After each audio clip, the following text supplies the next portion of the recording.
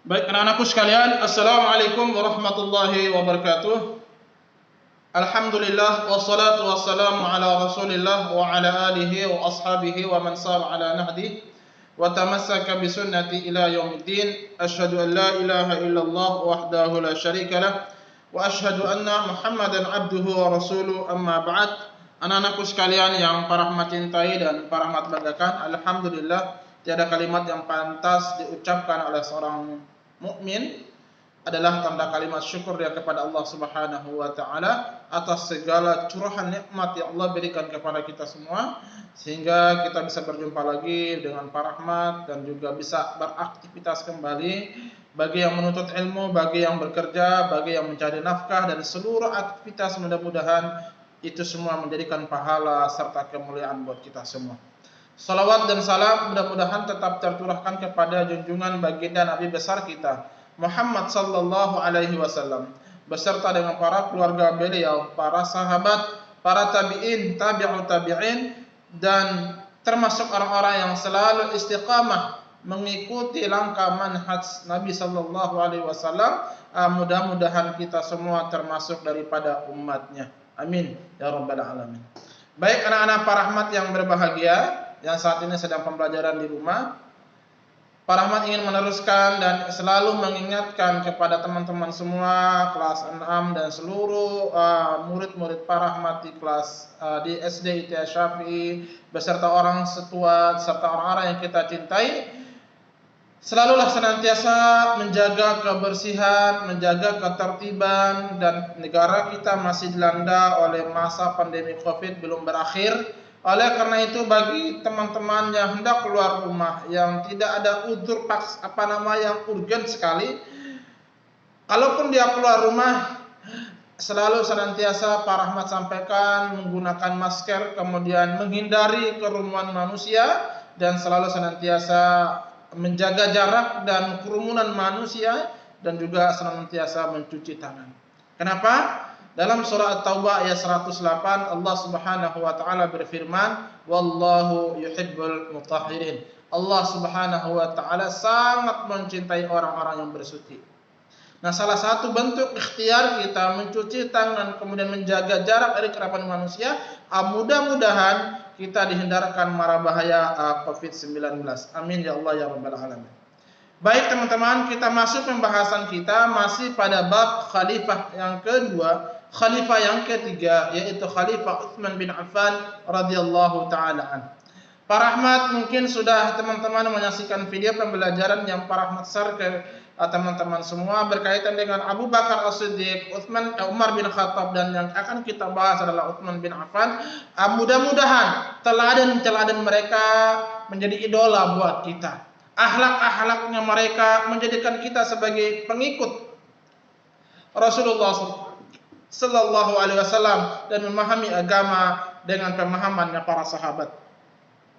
Kemudian anak-anakku sekalian, kemarin kita sudah bahas berkaitan dengan kepribadian Utsman bin Affan. Kemudian hari ini para rahmat akan masuk pembahasan yaitu keutamaan-keutamaan sahabat yang mulia Utsman bin Affan radhiyallahu taala an. Anak-anakku sekalian, Utsman bin Affan termasuk penduduk ahli surga. Para rahmat ulangi, Utsman bin Affan termasuk penduduk ahli surga.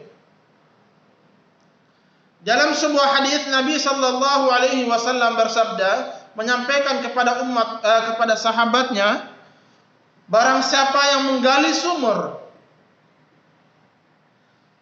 para rahmat ulangi, barang siapa yang menggali sumur di rumah, barang siapa yang menggali sumur rumah, maka dia akan mendapatkan surga. Lalu hal tersebut dilakukan oleh Utsman bin Affan. Nabi sallallahu alaihi wasallam juga bersabda, barang siapa yang mendanai pasukan usrah, maka ia akan mendapatkan surga. Lalu Utsman bin Affan radhiyallahu taala an mendanai pasukan tersebut. Lihat, para sahabat selalu sami'na wa ata'na apa yang diperintahkan oleh Allah dan Rasulnya. Karena ini termasuk daripada akhlakul karimah. Mentaati pemerintah, mentaati ulil amr. Karena akidah Ahlus Sunnah wal Jamaah adalah selalu senantiasa mentaati perintah Allah, kemudian perintah Rasulullah sallallahu alaihi wasallam, dan dia juga beramar ma'ruf terhadap pemerintahnya dengan amar ma'ruf yang baik. Tentunya amar ma'ruf yang lin, penuh dengan kelembutan. Oleh karena itu harapan para rahmat, mudah-mudahan anak-anak para rahmat semua menjadi orang yang lembut dalam bersikap, tidak arogan, tidak sentimen dan seterusnya, tetapi selalu mengedepankan akhlakul karimah. Karena dalam sebuah hadis Nabi sallallahu alaihi wasallam, walaqad ba'atna fi kulli ummatin dalam sebuah hadis Rasulullah sallallahu alaihi wasallam diutus adalah diutammima makarimul akhlak, untuk menyempurnakan akhlak-akhlak manusia.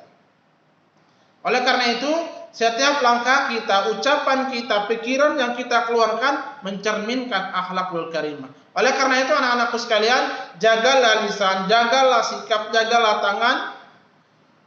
Karena itu semua akan Allah minta pertanggungjawaban pada hari kiamat nanti.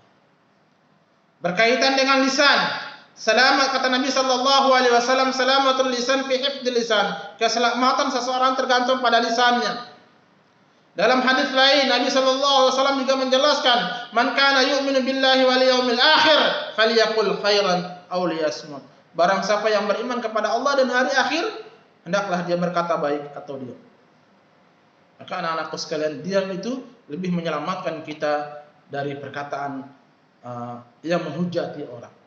Kemudian yang kedua, beliau Utsman bin Affan radhiyallahu taala an termasuk salah seorang yang berhijrah 2 kali.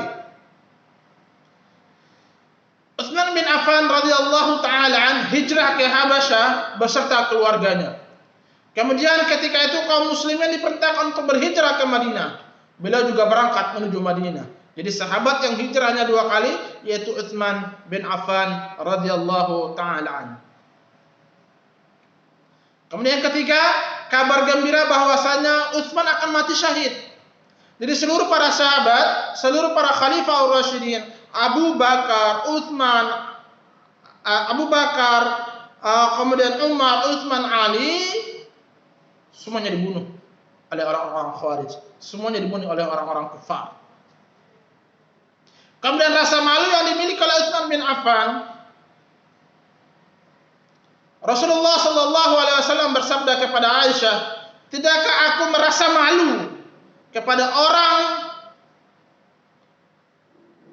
yang para malaikat pun malu terhadap dirinya?" Para rahmat ulangi, Rasulullah sallallahu alaihi wasallam bersabda kepada Aisyah, "Tidakkah aku merasa malu kepada orang yang para malaikat pun malu terhadap dirinya?" Yaitu Utsman bin Affan radhiyallahu taala anhu. Diriwayatkan bahwa beliau pernah salat dengan membaca semua Al-Quran pada rakaat dihajar. 1 rakaat dihajar. Maksudnya dihajar aswad terhadap dirinya yaitu Utsman bin Affan radhiyallahu taala. Kemudian jasa-jasa sahabat yang mulia Utsman bin Affan radhiyallahu taala. Yang pertama, penaklukan Afrika, Syam dan Maghrib. Rasulullah SAW bersabda, "Jika kaisar mati, maka tidak ada lagi kaisar setelahnya. Dan jika kaisar mati, tidak lagi kaisar setelahnya. Demi zat dan jiwaku ada di tangannya. Harta kekayaan mereka berdua akan kugunakan untuk perang di jalan Allah." Semua ini terjadi dan terbukti pada zaman Khalifah Utsman bin Affan radhiyallahu taala anhu. Kemudian sahabat Utsman bin Affan adalah yang menerapkan, yang memerintahkan kepada sahabat-sahabat lain untuk membukukan Al-Quran. Karena pada saat itu sahabat-sahabat yang penghafal Al-Quran banyak yang mati syahid. Sehingga Al-Quran itu butuh dibukukan. Maka pada masa Khalifah Utsman bin Affan, mulailah sahabat yang pertama kali bukan sahabat yang pertama kali membukukan Al-Quran, tapi sebelumnya ada Umar bin Khattab juga memerintahkan para sahabat untuk menulis Al-Quran, dan zaman Abu Bakar juga demikian. Kemudian di antara jasa beliau yang besar adalah beliau telah mengumpulkan kaum muslim pada satu bacaan. Sebab bahwa Hudzaifah bin Yaman ikut serta dalam salah satu peperangan. Ia melihat adanya perselisihan kaum muslimin dalam bacaan Al-Quran antara lain dengan lainnya dan saling menyalahkan, bahkan sampai pada tingkat pengkafiran. Lalu berangkatlah ia menghadap Utsman dan mengabarkan apa yang terjadi yang dilihat di lapangan tersebut. Utsman bin Affan radhiyallahu taala anhu mengumpulkan para sahabat dan mengajak mereka untuk bermusyawarah dan berpendapat bahwa Al-Quran harus ditulis satu qiraah dan menyatukan seluruh daerah pada satu bacaan saja untuk menghentikan perselisihan dan menghindari perpecahan di kalangan kaum muslimin. Lalu sahabat yang mulia Utsman bin Affan meminta lembaran-lembaran Al-Quran yang dulu disimpan atau yang dulu pernah dipakai oleh Abu Bakar As-Siddiq yang berada di Ummul Mukminin Hafsah binti Umar. Utsman memerintahkan Zaid bin Sabit untuk menulis ulang setiap mushaf tersebut. Dan jika mereka salah berselisih berpendapat, maka tulisnya yang sesuai dengan bahasa Quraisy. Lihat, jika mereka menemukan perselisihan ayat dalam Al-Quran, maka mereka menyesuaikan bahasa dengan bahasa ahli-ahli Quraisy, bahasa orang-orang Quraisy. Mengapa demikian? Anak-anakku sekalian, karena orang Quraisy adalah orang-orang bangsa Arab. Allahu Akbar. Inilah keagamaan orang-orang Quraisy. Kalau kita menelusuri sejarah keturunan orang-orang Quraisy, maka akan akhir bertemu dengan Nabi kita Khalilullah Ibrahim alaihissalam.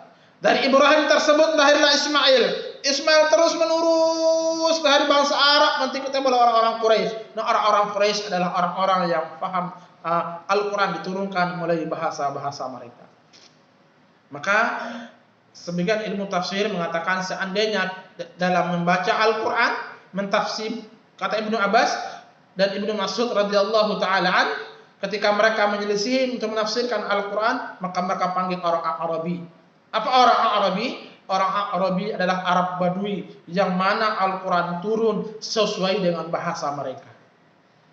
Maka dikumpulkanlah bahasa tersebut sesuai dengan bahasa orang-orang Quraisy.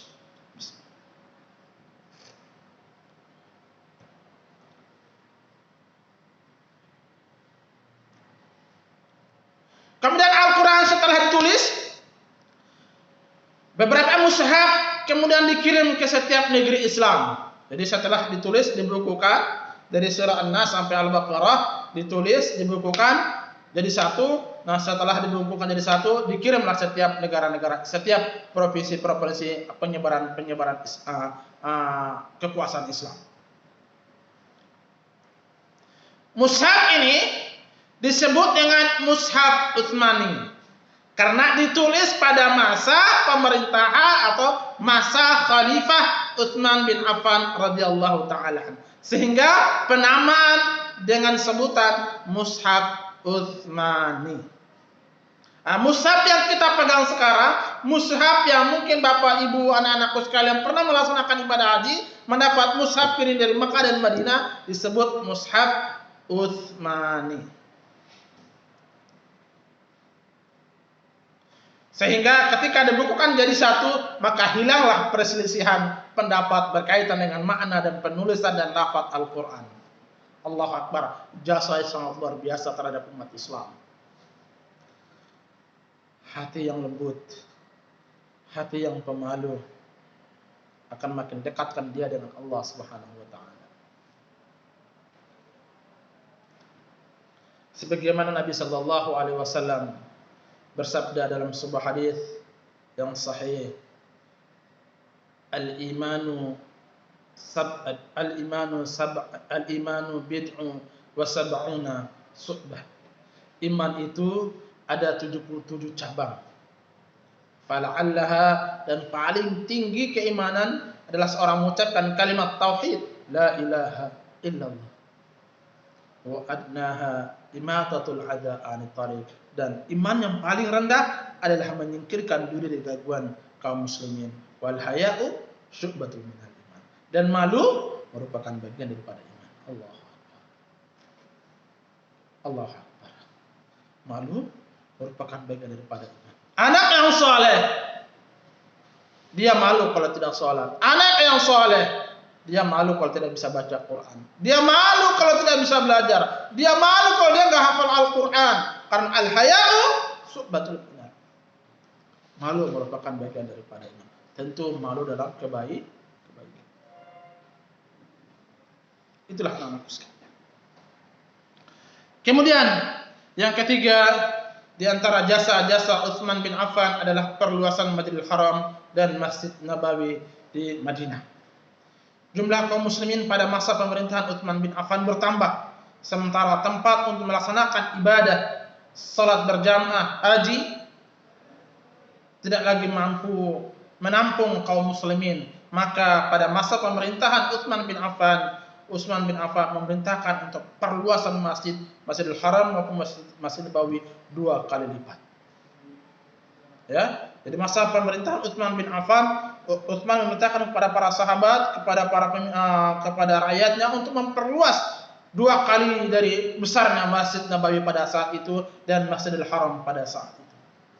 Coba anak-anakku sekalian, dalam pelaksanaan ibadah haji, kita lihat jutaan kaum muslimin, ribuan kaum muslimin datang melaksanakan ibadah haji di kota Mekah. Satu tempat. Tentu membutuhkan pertempatan yang luas. Maka pada masa Khalifah Utsman bin Affan, beliau memerintahkan para sahabatnya kepada rakyatnya untuk memperluas Masjidil Haram, untuk mempermudah kaum muslimin untuk melaksanakan ibadah, memperluas Masjidil Haram, Masjid Nabawi untuk mempermudah dan beri kenyamanan dalam pelaksanaan ibadah salat fardu maupun ibadah ritual agama yang lain. Salat sunnah, umrah, dan seterusnya. Jasa siapa?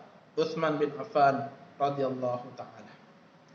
Kemudian anak-anakku sekalian, kita sudah membahasakan keutamaan dan jasa-jasa Utsman bin Affan, maka yang terakhir adalah para ulama akan bahas bagaimana Utsman bin Affan terbunuh. Allahu Akbar. Orang yang baik, orang yang sangat malu, hatinya sangat lembut kalau dibacakan Al-Quran, dan dia menangis. Beliau terbunuh. Bahkan sampai darahnya ketika beliau terbunuh. Beliau sedang membacakan Al-Quran dan darahnya muncrat dari tubuhnya. Dan dia mengatakan, jangan sampai darahku ternodai dalam Al-Quran. Allah Akbar. Jangan sampai darahku menodai Al-Quran. Kalamullah. Jangan sampai menodai Al-Quran. Jangan sampai menodai kitab suci Al-Quran. InsyaAllah anak-anakku sekalian, ini saja pembahasan kita berkaitan dengan jasa-jasa Utsman bin Affan. Bagi teman-teman yang ingin bertanya berkaitan dengan Khalifah Utsman bin Affan, bisa via langsung ke Pak Rahmat atau bertanya langsung ke Pak Rahmat. InsyaAllah pekan berikutnya kita akan masuk tentang kisah terbunuhnya Utsman bin Affan. Tentunya sangat menarik dan sangat merinding bagaimana sahabat yang mulia, hatinya begitu lembut, dibunuh oleh orang yang begitu jahat terhadap diri beliau. Maka pelajaran yang akan kita ambil, setiap kita berbuat kebaikan, jangan harap orang yang menerima dengan kebaikan pula. Tentu ketika kita sudah berbuat kebaikan, ada yang menerima dengan lapang dada, ada yang menerima dengan penuh kasih sayang, penuh dengan kelembutan, tetapi ada juga yang menerima dengan penuh arogan, penuh kemarahan, penuh kebencian. Lihat sahabat yang mulia Utsman bin Affan radhiyallahu. InsyaAllah kisahnya akan Pak Rahmat ceritakan bagaimana terbunuhnya Utsman bin Affan di periode berikutnya. InsyaAllah saat Rabu pekan depan Pak Rahmat akan menceritakan berkaitan dengan kematian terbunuhnya Utsman bin Affan. Baik, kita tutup dengan baca Alhamdulillah. Alhamdulillahirabbil alamin. Subhanakallahumma wa bihamdika asyhadu an la ilaha illa anta astaghfiruka wa atubu ilaik. Assalamualaikum warahmatullahi wabarakatuh.